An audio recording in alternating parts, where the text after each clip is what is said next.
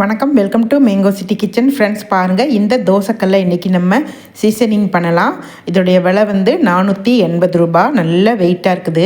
Thickness பாருங்கள் எவ்வளோ அகலமாக தெரியுது உங்களுக்கு. இதை ஃபஸ்ட்டு நல்லா தொடச்சிக்குவோம். முன்னாடி பின்னாடி எல்லா பக்கமும் நல்லா தொடச்சிட்டு விளக்கெண்ணெய் போட்டு நல்லா பூசி வச்சிடணும். இப்போ வந்து ஃபஸ்ட்டு டே நைட் நான் பூசி வைக்கிறேன். நாளைக்கு உங்களுக்கு காமிக்கிறேன்.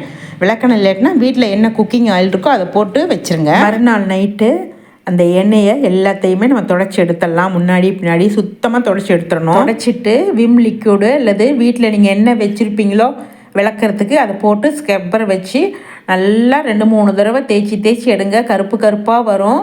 கருப்பு நிற்கிறவரில் நல்லா தேய்ச்சி சுத்தம் பண்ணிவிடுங்க. இப்போ துணியை வச்சு நல்லா தொடச்சிட்டு அடுப்பை ஆன் பண்ணிக்கங்க. இப்போ விளக்கெண்ணெய் போட்டுக்கலாம்.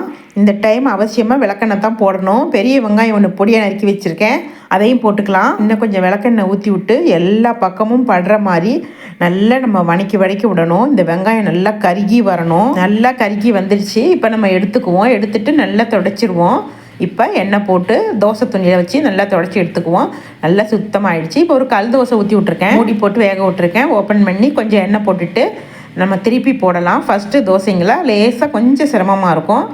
இப்போ பாருங்களேன், சூப்பராக வந்துருச்சு. ஃபஸ்ட்டு தோசை என்ன அழகாக வந்திருக்கு பாருங்கள்.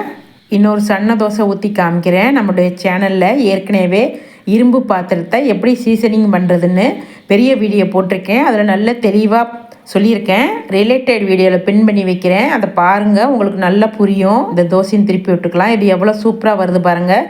சன்னமாக ஊற்றிருக்கேன். ரெடி ஆகிடுச்சு இந்த தோசையும். ஃபஸ்ட்டு தோசையை மட்டும் நம்ம காக்காக்கு வச்சிடலாம். 2வது தோசையை தாராளமாக சாப்பிட்லாம். இன்னொரு பெரிய தோசையாக உங்களுக்கு ஊற்றி காமிக்கிறேன். சன்னமாக பேப்பர் ரோஸ்ட் மாதிரி நல்லா வரும். இங்கே பாருங்களேன், இந்த மூடியே பத்தலை. நல்லா அவ்வளோ பெருசாக வந்துச்சு. மூடி பத்தனா மூடி பத்தவே இல்லை.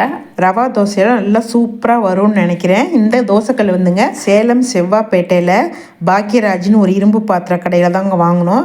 நல்லா இருக்குது, சூப்பராக வருது. இந்த தோசைக்கல்லில் கொஞ்சம் நம்ம அரிசி கழனி தண்ணி இல்லாட்டி வடிகஞ்சி தண்ணி இதெல்லாம் கொஞ்சம் கூட ஊற்றி வைக்கலாம். ஆனால் எனக்கு வந்து ஊருக்கு கொடுத்து அனுப்பணும் தங்கச்சிக்கு. அதனால் அர்ஜென்ட்டாக நான் அதெல்லாம் செய்யலை.